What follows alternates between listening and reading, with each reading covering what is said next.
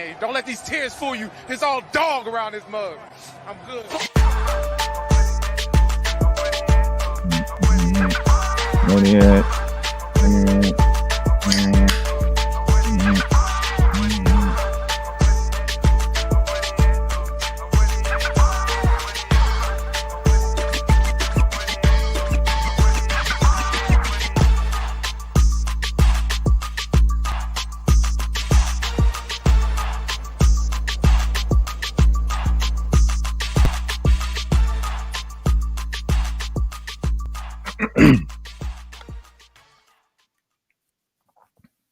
Hey, what's going on, Who Dat Nation? It is yours truly, TJAY Jones. And yes, I am the host of the State of the Saints podcast. Thank you all so much for checking out the State of the Saints podcast, where we talk New Orleans Saints. And on this edition, we're going to be talking about the Saints Week 15 matchup versus the New York Football Giants. And thank everybody for being here. I apologize for not being on camera, but as of right now, there's a really, really bad rainstorm going on outside. I mean, the wind is blowing. It's coming down pretty hard out there, and it's been affecting the live stream. There was a little bit of a delay when I tried to do a little test run. So just wanted to make sure that everybody can be able to get as clear of a show as possible. But we're still going to be doing some of the same things. We're going to be reading some of your comments. And we're also going to be breaking down this Saints Week 15 matchup. So here we are, Who Dat Nation. The Saints are 6-7. They are tied in three-way in a three-way tie with the Tampa Bay Buccaneers and Atlanta Falcons. And as of right now, the New Orleans Saints are at the bottom of the three teams. Right? That means that the Saints need to do a little bit more than the two other teams, the Bucs and the Falcons, in order for them to make the playoffs. And I've been saying this here on the State of the Saints podcast for quite some time. The New Orleans Saints, they have to win out. Like, I don't see any other scenario. Like, I know there's some situations where people have put in like, oh, they can drop a game. They can drop a game to the Rams. They can drop a game to the Giants. But look, the best way that you can make the postseason, the easiest way, is for you to win out. And this is one of those situations that a team controls their own destiny. And for me, I feel like this would be more telling to what Dennis Allen is as a head coach if the Saints don't understand the task at hand and they still cannot get it done. Look, I know the Saints won last week and everybody's excited about that for the most part. I mean, we don't want to see the Saints just flat out lose, and that would have been extremely embarrassing if they would have lost to a one-win Carolina Panthers team. But the New Orleans Saints, they still have a lot of unanswered questions. I'm still not satisfied with the quarterback play. I'm still not satisfied with the coaching. And I think I echo the sentiments of a lot of fans out there that support this team. And like I said, I take no pride in dissing my own hometown team. I take no pride in saying that they're not very good. But I mean, the evidence is clear. I mean, we have 14 games to actually see what this team is. And I just think that is wishful thinking for individuals just to believe that the New Orleans Saints are going to channel their inner, ironically, their 2007 New York Giants or 2012 New York Giants, where, they just got hot at the end of the season and they didn't lose a game. I think that games like this come down to coaching, because if you look at both of these teams, they are pretty similar. They have up and down quarterback play, even though Tommy DeVito is the toast of New York right now. They have really good running backs that can catch the ball out of the backfield and run in between the tackles. Both Saquon Barkley and Alvin Kamara possess that. But I think you have to start looking at the wide receiver position in this game. Chris Olave won't be playing in this game. He was dealing with an ankle injury, didn't practice all week. So you're expecting for guys like Rashid Shaheed to step up, guys like A.T. Perry. And to be honest with you, we got a little bit of a sample size last week what life could be like without Chris Olave. Now, even though Chris Olave scored a touchdown, he wasn't actually effective in this game due to the fact that he had the flu last week versus Carolina. So some of these other guys are going to have to step up. I'm looking at guys like Lynn Bolton. He's been getting a little bit of an uptick from his snaps. The fact that you have some injuries to Shaheed, you had injuries to Olave. I look for Lynn Bolton to be a part of this offense. They'll probably, send him on some jet sweeps, or maybe they'll try to take the top off the defense, have him catch a deep pass. But the Saints are going to need all hands on deck to beat the Giants. The Giants are an opportunistic defense, just like the New Orleans Saints. They have 22 turnovers this season. So that just means if they get their hands close to the football, they're generating turnovers. And not to mention, they got Leonard Williams and Kayvon Thibodeau coming off the edge. Kayvon Thibodeau having a career season for himself. He's in double-digit sack territory. And we know that Ryan Ramczyk is not playing in this game. So, and the last time we seen Landon Young, he came in, I think, when Ryan Ramczyk left out for one play. And as soon as he came into the game, he gave up a sack. So this is going to be a tough game for the New Orleans Saints, in my opinion, to win. They're going to have to really show what they are made of creatively, which we have not seen. So to me, I don't think the Saints are going to win this football game. I don't. I don't think they're going to win this football game. At the beginning of the season, like if you would have did like the tail of the tape and where both teams were, you probably would have picked the Saints. But I don't think the Saints are going to beat the Giants today.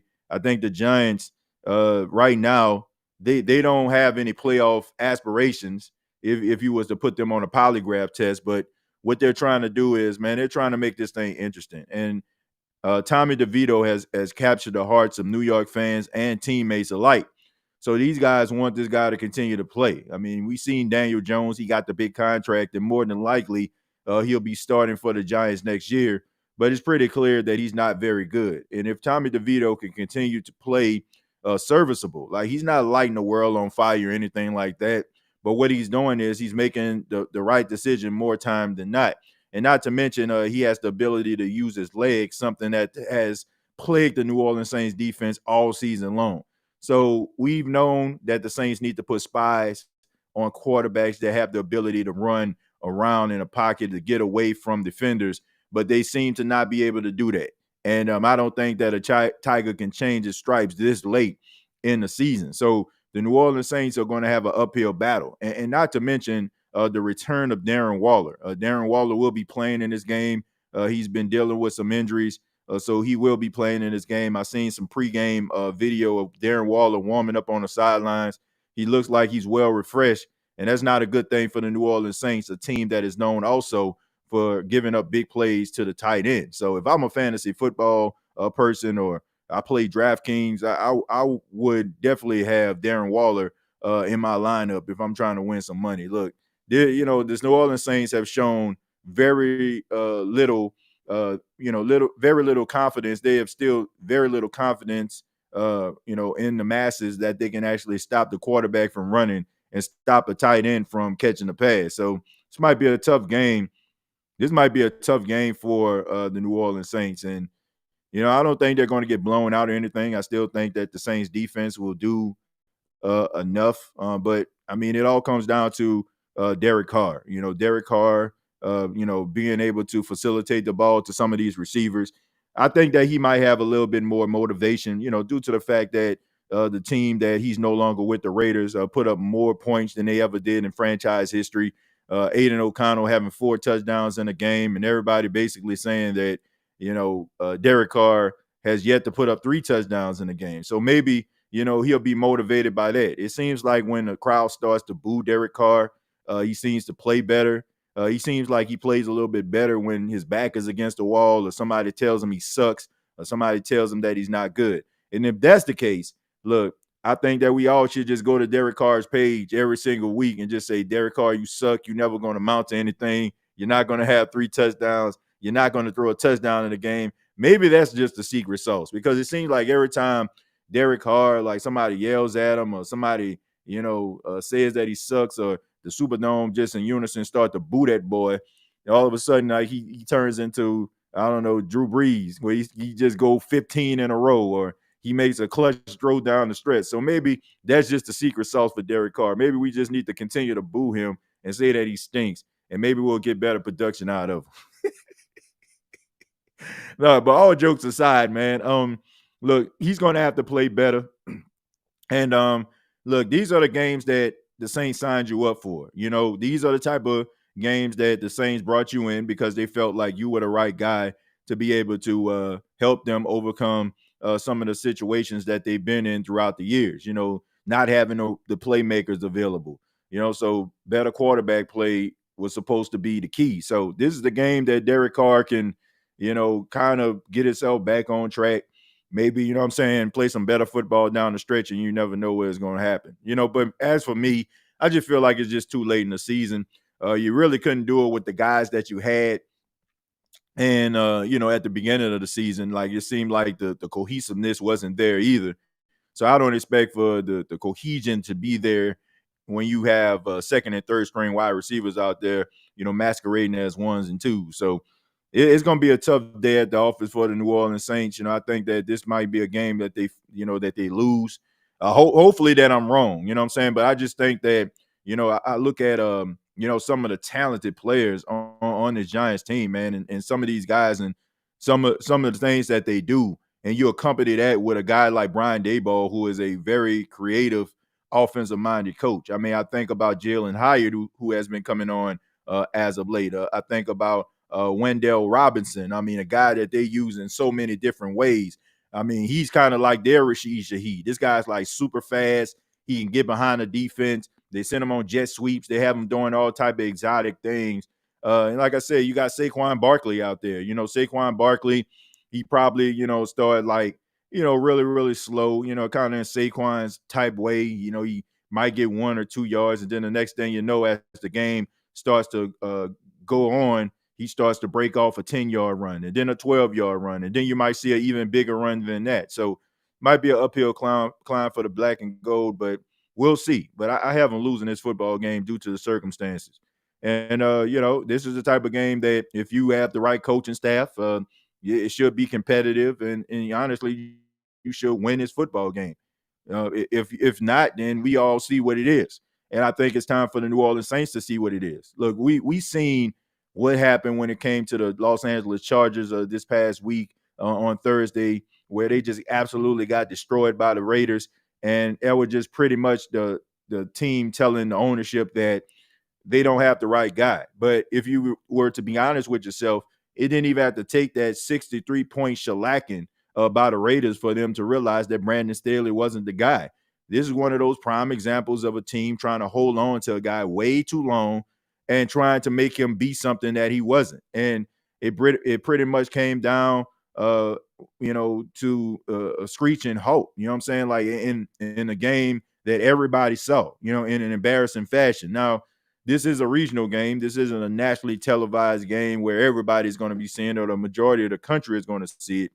But I do feel like, a tiger doesn't change his stripes. I think that the Saints are pretty much prolonging the inevitable. I don't care what the New Orleans Saints decide to bring, even if they did retain Dennis Allen. I still feel like there is going to be a situation where he just fumbles it. And I understand where the Saints are coming from, due to the cap situation, due to the fact that it might not be the most appealing spot based on some of the other coaching jobs that may be open in the offseason. But you don't want to keep a guy around that's not going to mean your team anything and is only going to set your team back. And, you don't want fans to start losing hope in the team because they don't believe that the front office has their best interests at heart. They're just trying to be right and trying to feed their own ego. So hopefully the Saints learn from Brandon Staley, the Brandon Staley situation out there for the Chargers, and realize that, when guys show you who they are, believe them. And you don't need 2 and 3 years to realize that a guy is not very good at what they do. There's certain nuances of their game that they're great at. And we know that Dennis Allen is really good at defense. But we know when it comes down to head coaching on a consistent basis and getting the team prepared consistently, he won't be able to do. And now we're starting to see where the team doesn't seem like they respect him as hard as you should a coach that, demands excellence out of you. We see that. We're starting to see that. So you combine the fact that they're not really prepared sometimes in games, and then on top of that, it seems like guys are basically going rogue here. I think it's pretty much telling you what you need to know. If it's not telling you what you need to know, then in my opinion, I think that maybe you need to go in a different direction. That's just my opinion. Like if it don't show you that, then somebody needs to get fired because you just trying to hold on to something that ain't there anymore. Let me stroll down. Let me see what you all have to say. But thank you all for being here. Says it's blatantly obvious that the Saints are dysfunctional. Like, I think that when it comes down to it, I don't think they are as dysfunctional as some of these other teams out here that's struggling and probably looking for a new head coach. But I think the reason why is not because they respect Dennis Allen so much. It's a testament to the guys in the locker room and the pride that they possess. Like it to me, I think that what the Saints organization is looking at, they say, "Oh, he's fighting hard. They're fighting hard." It's because of the nucleus of players that they have in the locker room, the leadership that they have in the locker room. These guys are going to fight to the very end. It has very little to do with Dennis Allen, but you would think that Mickey Loomis, believes that. He believes that the team is actually fighting for Dennis Allen to keep his position. But to me, it has nothing to do with Dennis Allen. It has everything to do with the pride that these guys have in one another and in themselves. So Dennis Allen is reaping the benefits of those guys' pride, but it's kind of coming off as if they just want him to be retained so badly. And that is what Mickey Loomis is trying to sell to people, but that's just not true. I mean, if that was the case, then I think that Alvin Kamara would have said it. Every time that he talks about having the right nucleus or the right, people, he always refers to the players.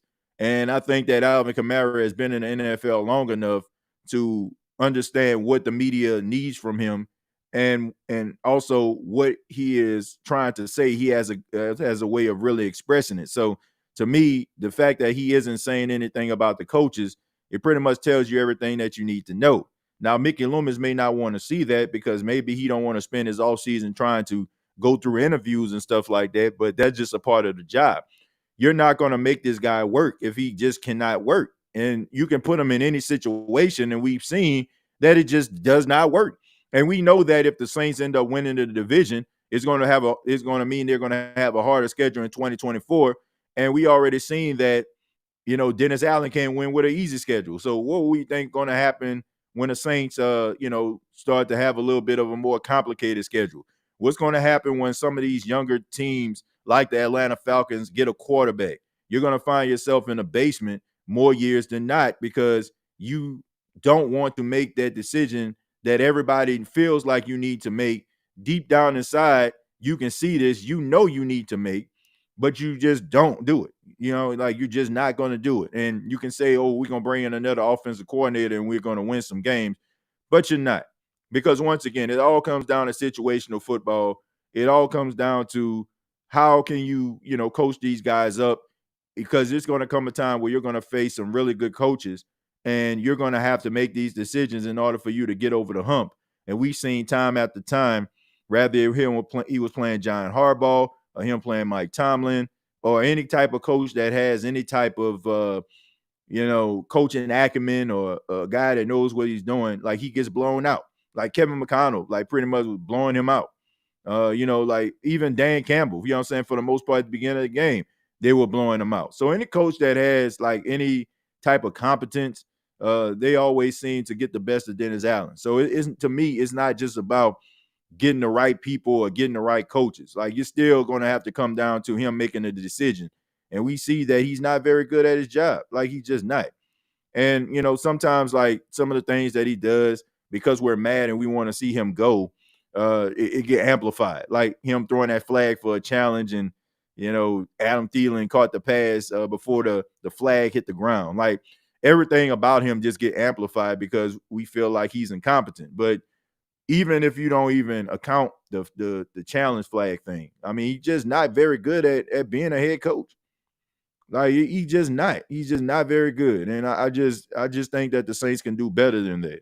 Like if the Saints go out here and they just get a coach and you see that guys are starting to trend in the right direction, you start to see improvements. And honestly, even if we were at 6-7, I think that people would have a better belief. But when we look at Dennis Allen, you don't see anything that you can believe in. I mean, the guy, I don't want to say he's soft. You know what I'm saying? I don't think he's soft, but I just think that he's too passive.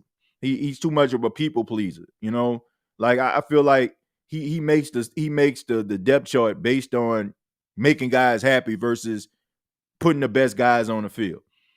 I feel like he he knows that some of these guys are doing some things that are not right, calling out teammates like, like Michael Thomas did. Even though, like I said, I understand Michael Thomas' frustration. I do, but at the same time, you have to wonder to yourself, why would Michael Thomas feel like he has the green light to do something like that? So all that kind of comes back on the coach, if you ask me, regardless if they want to admit it or not. So this isn't about Dennis Allen as a person. I don't know him as a person, but as a coach, he's just not very good. And the New Orleans Saints, like, they're gonna find themselves like going down a much deeper path if they don't like do something about this coaching staff, because you're not winning nothing with this. Like, you're not winning nothing with this. Like, you have Derek Carr for the next few years. Like, this is something you have to think about. You have Derek Carr for the next few years, and you got to wonder to yourself, like, how much production are you going to get out of this guy? You're not going to get the production that you need, because to me, it's going to be hard for an offensive coordinator to actually come in here to want to be a part of this Saints organization. We've seen that they tried to reach out and tried to outsource for another offensive coordinator, and nobody wanted the job, really. And that's the reason why they had to go back and get Pete Carmichael. It's because, look, everybody pretty much can see, for the most part, like, Dennis Allen ain't it.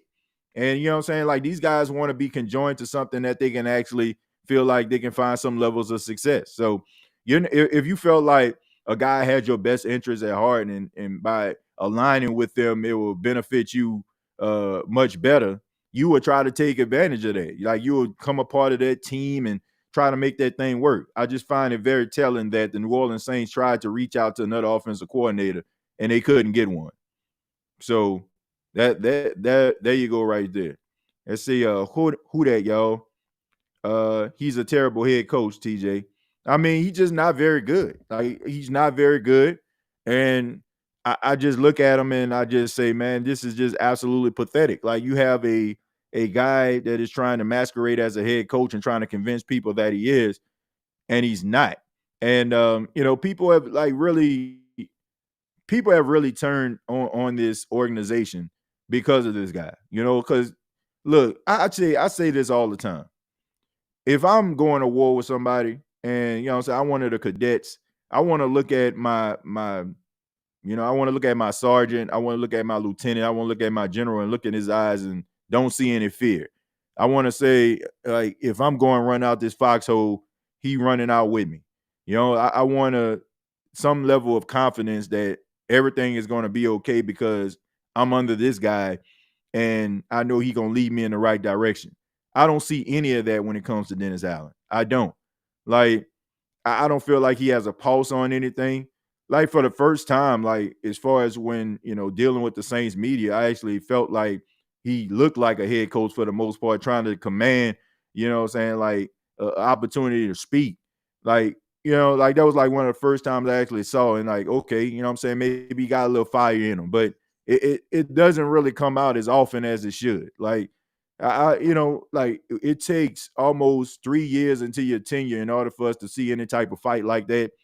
It just comes out, every now and then. And I just think that the Saints honestly can do better. Like, I don't see anything that it resembles confidence when it comes to Dennis Allen consistently. And honestly, I just feel like the Saints also are just going to be setting themselves back.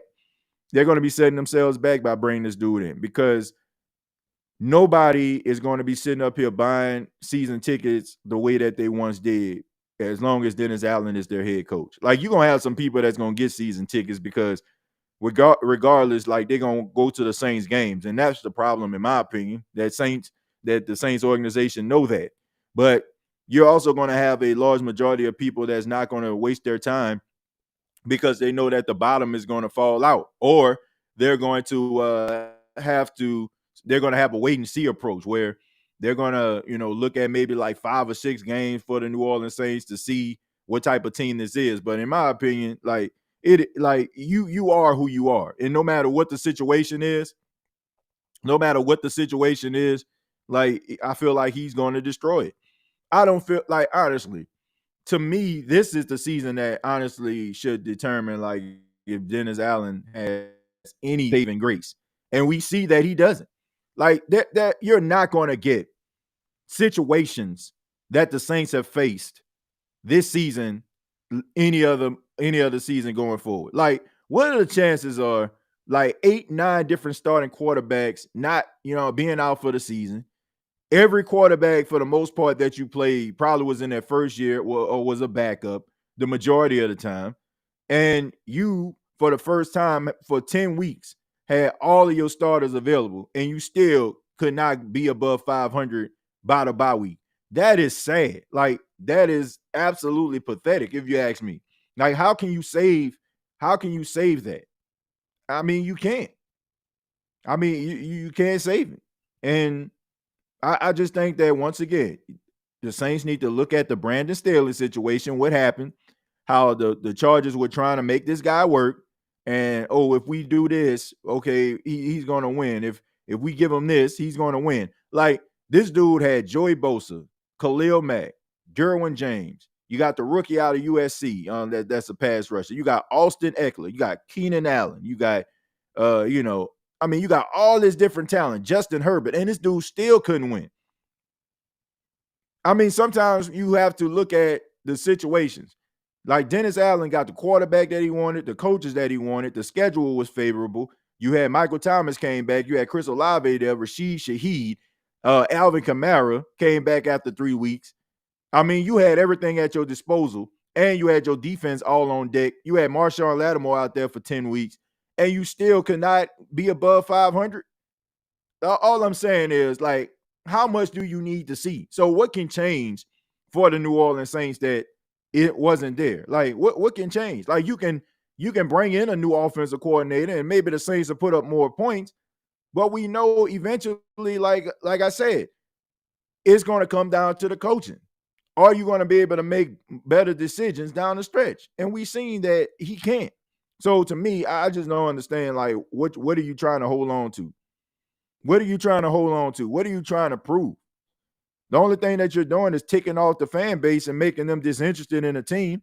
And I wouldn't be shocked today if they have more New York Giant fans than Saints fans. Like, that little one win against Carolina, the lowly Carolina Panthers, are not going to solve anything.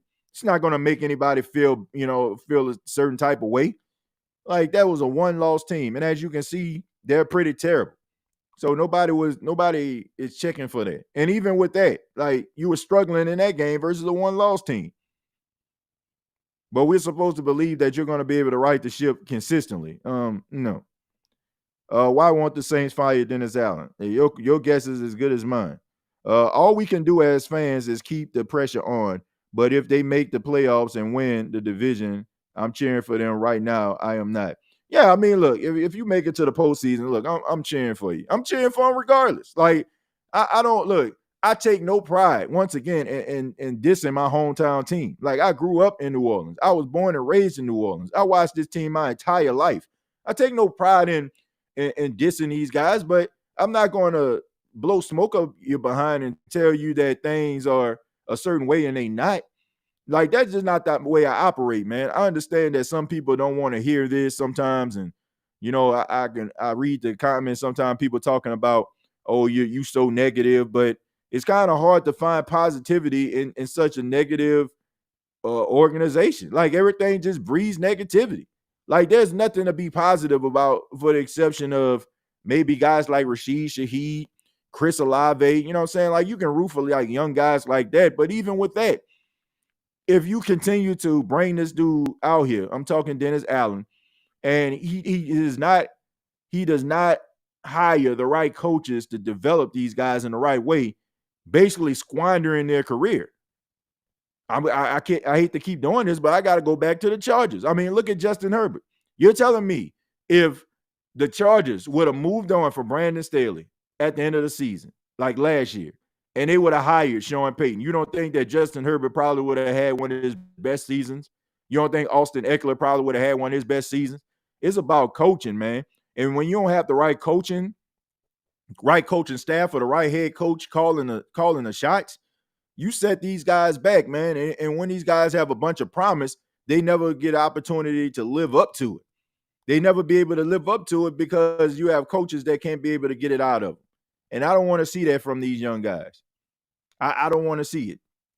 And we all know, once again, I mean, the Saints have been making terrible Terrible decisions. I mean, you keep Marcus Davenport and you let Trey Hendrickson go. And right now, Trey Hendrickson has more sacks than anybody on the defensive line combined.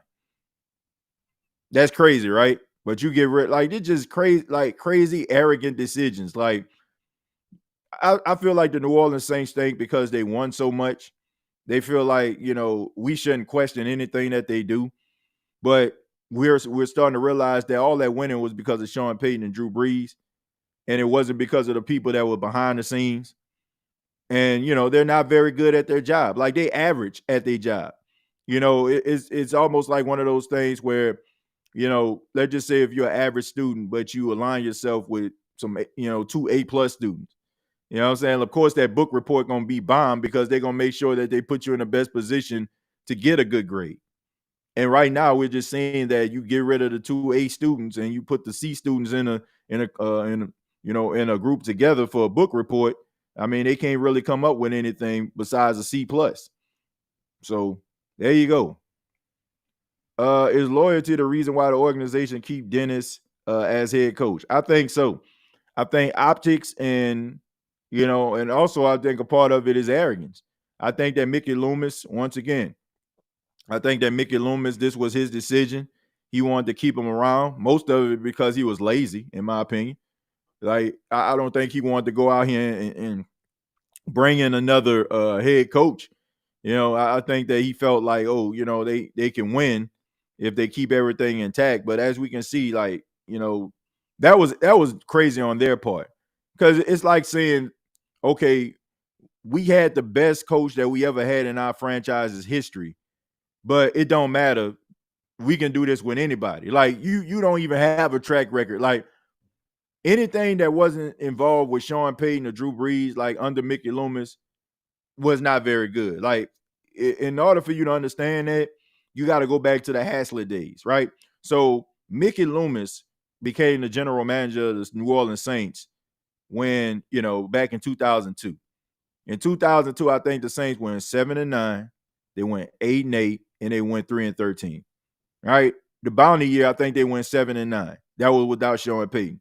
So everything that you touch for the most part, without Sean Payton fails. You have yet to make the playoffs without Sean Payton. That includes like when Jim Haslett was the head coach. So Mickey Loomis, honestly, outside of Sean Payton and Drew Brees, hasn't won nothing. He hasn't won anything. Now, you can say, like, because those guys stayed around, he didn't really get a chance to. But, I mean, the Bounty Gate year when Sean Payton was suspended for the year, the last 3 seasons, you know what I'm saying, it's been, looking pretty terrible. The Saints ain't won nothing. And also with Jim Haslett. So where's the track record without Sean Payton that Mickey Loomis has, that tells you that he can be able to do anything without him? I mean, to me, he just rode the coattails of Sean Payton. And right now, he's trying to prove that. He's trying to prove that's not the case. I mean, it's ego. It's kind of like with Jerry Jones and Jimmy Johnson. Like, Jerry Jones wanted the credit that Jimmy Johnson was getting.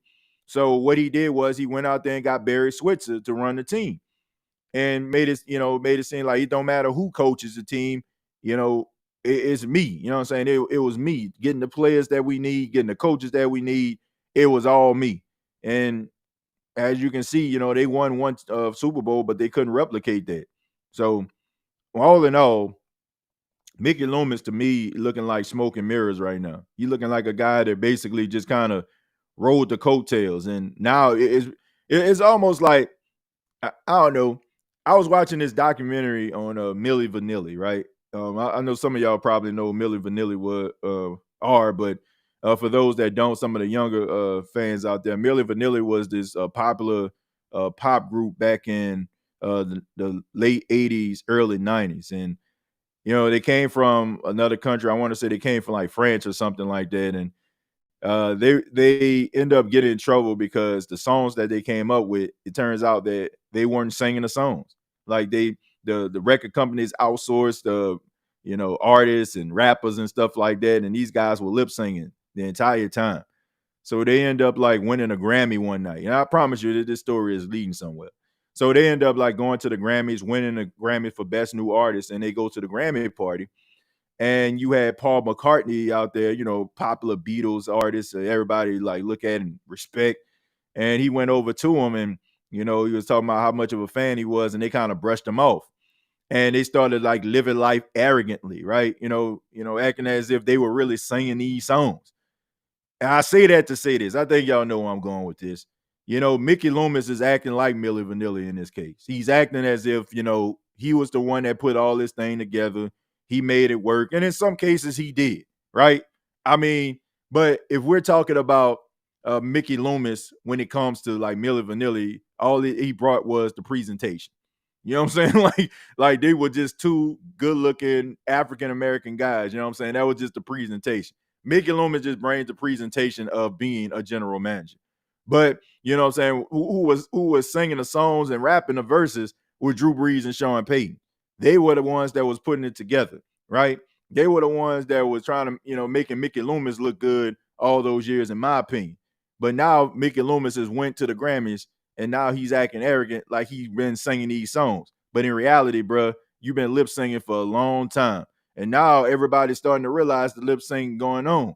Like we're realizing that it was much more Drew Brees and Sean Payton than it was you. And if he's not careful, then I'm telling you, like people are going to like turn on this guy. But this is one of those situations where, you just, start criticizing the general manager, and the next thing you know, the Saints find somebody else. I mean, he has like this level of power that you don't have or see from other general managers. So this guy can keep on wheeling out the team and doing whatever he sees fit, and nothing will really come of it because he's the executive vice president of this team. That's third in command for ownership and leadership of this team. So to me, what can you do in a situation like that when somebody can run the organization and understands that they basically have immunity, and there's nothing they can do or any decision that they can make for the exception of maybe being caught in a hotel or you know what I'm saying, or being caught with some illegal substances, which I don't see Mickey Loomis doing or anything like that because he's a stand-up guy. So as long as you have like a certain level of character, you can run this thing forever as long as you got breath in your body. So this is one of those tough situations to me. So my opinion is I don't think that Mickey Loomis was ever that good. I think that Mickey Loomis went to the corner store, scratched off some numbers on a lottery ticket, gave it to the cashier, and he won $1 million. Right? I mean, that is what is equivalent to Mickey Loomis, being a GM and finding Sean Payton, in my opinion. Like he was just one of those people that kind of lucked up and found somebody at a time where the city actually needed someone, and also, somebody that had aspirations of coaching somewhere else but couldn't get the opportunity. And he kind of fell in your lap, and he gave you a level of success and gave you a name that no other Saints GM or organization member had, and he gave you credibility. But to me, I think Mickey Loomis is thinking that it was a lot of him, but it really wasn't. Like this dude was singing, this dude was lip singing for a long time, Jude said, "Don't you know it's true?" Do you know it's true? Do. Ooh, ooh, ooh, I love you. Hey, they were jamming though, man. Them two black brothers that was lip singing and rapping, they was getting down though. That's it. That was the jam. Say we don't know if Carr can be good. Our coaches suck. Yeah, that is true. Like I don't think that Derek Carr is that as good as people make him out to be. Like some of these fans out there that follow him, you'll think that he Brady, but I don't think that Derek Carr is the worst quarterback I ever seen. I will say that. I think that is more coaching than him for the most part, but I think that the way that he was carrying himself, it makes teammates not even want to see that potential come out of you. Like, even if they do realize like this coaching staff suck, like these guys on this team, like they know what this team is about. They know what this team lacks. But when you carry yourself a certain way, like it makes your teammates like feel like, man, this dude is like a me guy instead of a we guy. He throwing people under the bus. So even if y'all start to get it together, it's still gonna have like little issues because guys don't feel like they can trust you. But I do feel like if the Saints had better coaching, I think that he'll play better. I never said that Derek Carr is terrible. I think that when people hear someone criticize Derek Carr, and like I said, when people hear criticism of someone, they just automatically just assume that you just hate the guy. Oh, you don't like him. No, I don't like his attitude. My thing about Derek Carr is his attitude. Like, because to me, the first impression is the last impression. Like, you could be a really good person, but when somebody meets you for the first time and you give them a bad presentation, that's what that person gonna go off of, and it's gonna be hard for you to kind of change that particular perception of yourself for that person. So it's like no matter what he does, right? It don't matter what he does, and then on top of that, it's okay for you to act that way if you won something. Like, if you actually won something, like, this is what people like that say things about Derek Carr. Like, he hasn't won anything. Like, you can talk about, well, if it was this circumstances, this and that. Still, he has not won anything. So if you haven't won anything, but you're sitting up here and you're throwing, guys on the bus, or you're trying to yell at guys or berating them on the field in front of a regional, in front of a regional. In this case with Chris Olave, it was nationally televised. When you're doing stuff like that, man, you gotta have won something in your career. Like, Drew Brees could do that. He didn't for the most part, but he could have done it. We would have understood because he Drew freaking Brees. Like another guy, Tom Brady. Like, yeah, he had antics on the sideline breaking tablets, but this guy won 7 Super Bowls. Like, Derek Carr yelling at a player when you have 37 yards passing in a game, it's kind of hard for me to sit up here and just say, you know what? Yeah, you're right, Derek. Like, so to me, my whole thing about Derek Carr is his attitude. And with your attitude, it don't matter what you bring to the table, it's just going to make people like turn off from you. And then on top of that, like, a lot of his behavior, it just does not add up. Like, one week you're talking about, being an upstanding citizen, how you can just take criticism and stuff like that and all that. Then all of a sudden, like, you're yelling and berating at teammates, and then all of a sudden you're talking about building character in your children, and it's just not on brand. It strikes you as a person that's just trying to say and do everything to try to make people happy or try to turn people towards their way. Even like, it was a kind gesture, but I think he gave Chris Olave and Rashid Shaheed some Rolex watches and gave the offensive line a box of steaks and some grills. I mean, it's just stuff like that. Like, it just with the back and forth stuff going on, and the way that you're presenting yourself in the media, even if your intentions are good, it makes it seem like you're trying to win your teammates over or trying to butter them up. So my biggest issue with Derek Carr is his attitude. I feel like his attitude is going to be an issue going forward if he don't change that, and it can destroy like the nucleus of the team. It can be over before it even starts. So that's what I mean. But as far as like him being a credible quarterback, yeah. Do I think the Saints can like win something with him? No, I don't. Like, I feel like you have to put some things around him in order for him to win. Like, you got to have like a really good running game, a really good offensive line, and some solid defense. Now, the Saints have a little bit of that, but not consistently.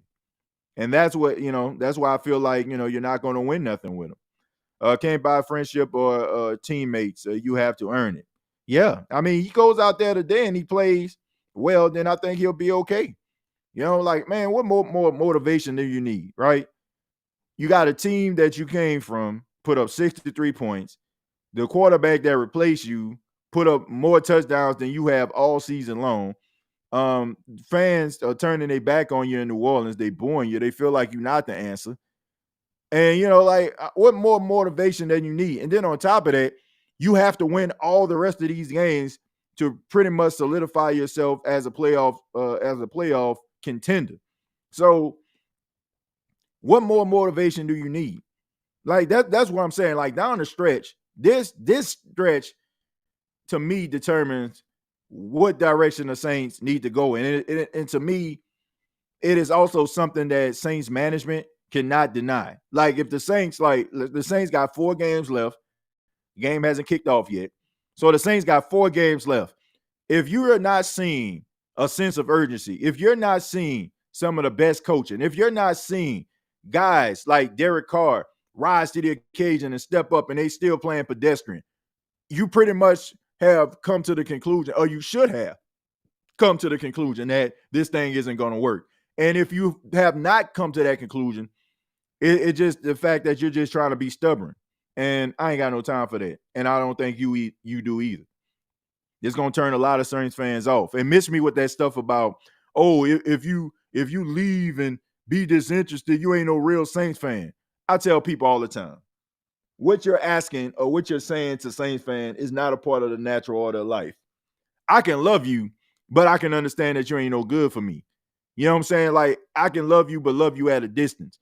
Nobody is going to continue to show that same love and aspiration and support, aspirations of you know what I'm saying, support and dedication when somebody has proved to them that they're not loyal. When they're not loyal, like when a person shows you they're not loyal, like you adjust accordingly. If the New Orleans Saints continue to put this ish show together that is known as Dennis Allen led football, it's going to turn people off. And that don't make you not a Saints fan. That makes you a smart fan, in my opinion. Like, you can love the New Orleans Saints, you can watch them on TV, but you ain't about to go. Why would I sit up here, spend $100+ 200, depends on, you know what I'm saying, where I'm sitting at, even more, making like decisions where I can probably, I don't know, buy that new shed that need to be in my backyard, or, you know what I'm saying, like buy, I don't know, you know what I'm saying, something that I needed to work on around the house, or, you know what I'm saying, maybe I needed a part for my car, you know what I'm saying, like not, you know what I'm saying, messing around and my car broke down, I'm going to the Saints game, but maybe, you know what I'm saying, I want to, you know what I'm saying, trick out my car or something like that. Maybe I want to take that money to add a sunroof onto my house, like something like that, like something that's going to be beneficial to you, right? I'm not going to sit up here and be spending my money when I know for a fact that Dennis Allen is going to wet the bed more times than not. And I got to have a lucky rabbit's foot and a 4-leaf clover in my pocket to actually cheer my team on, because I'm hoping and wishing and praying that they actually look like a team. I mean, if these 4 games don't show you everything that you need to know, in my opinion, this season should have shown you what you need to know. I mean, this entire season should have shown you what you need to know. But Big C, thank you very much for the $10. Says the problem with Carr is his biggest asset was supposed to be his good attitude. His mediocre play was always masked by him being a good locker room guy, and even that seems fake. Yeah, I mean, I don't know. I think that the Saints brought him in because I just feel like they felt like it was less maintenance than Jameis Winston. And by that, I mean, they felt like he can have a little bit more control of the offense than Jameis Winston did. I mean, to me, this whole season pretty much exposed everything.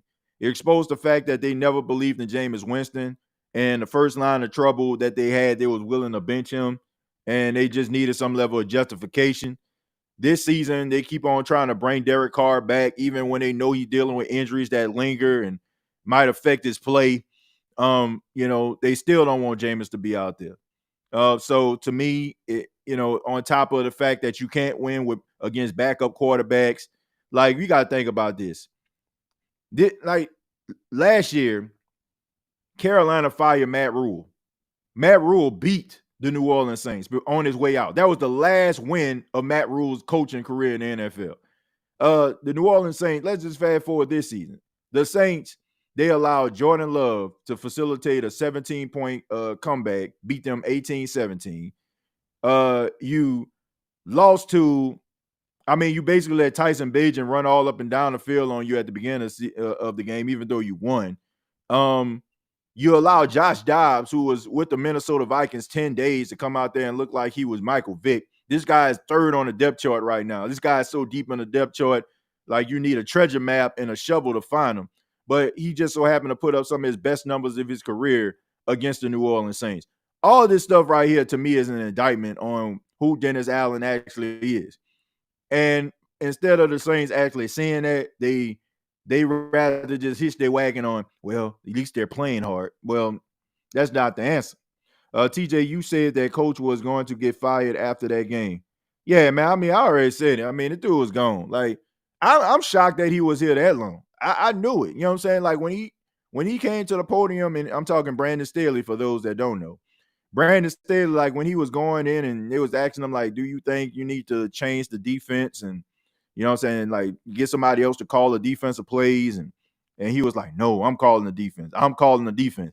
What that sound like to you? That sound like somebody that's stubborn, egotistical, and a person that just, don't want to admit that they made a mistake. And what happened? Brandon Staley got fired a couple weeks later. So to me, I mean, I think the Saints, what they trying to do, they trying to make this dude look the part. But people over it, man. Like people, like you can't show people what prosperity look like. You can't show people what winning looks like and expect for those people to like not want that again. And when they know what you're presenting to them doesn't resemble winning, doesn't resemble success, after you showed them success, of course they're gonna get mad. Of course they're gonna be like, nah, bro, I'm good on that, man. Like, nah, this ain't it, man. Don't try to feed me this nonsense. But before we go, let me go ahead and break down the keys to victory. The keys to victory, I got the New Orleans Saints losing for those that just tuned in.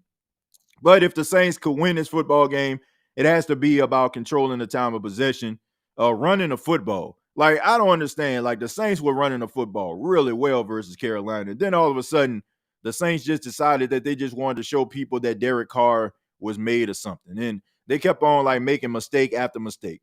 Utilize Jamal Williams, utilize AK, utilize Taysom Hill, run the freaking football. Okay, run the football. Try to throw the ball as little as possible. You know what I'm saying? Like, stay in front of the chains.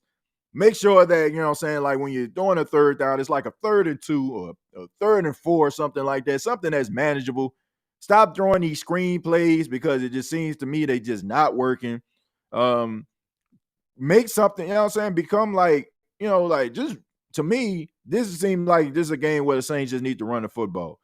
You don't have the wide receivers. You don't have anybody out there that's, you know what I'm saying, that's going to be making plays. Like maybe Rashid Shaheed, but it's not to a point where, you know what I'm saying, like you got to be throwing the ball all the time. Let's run the football and, you know what I'm saying, keep the clock moving.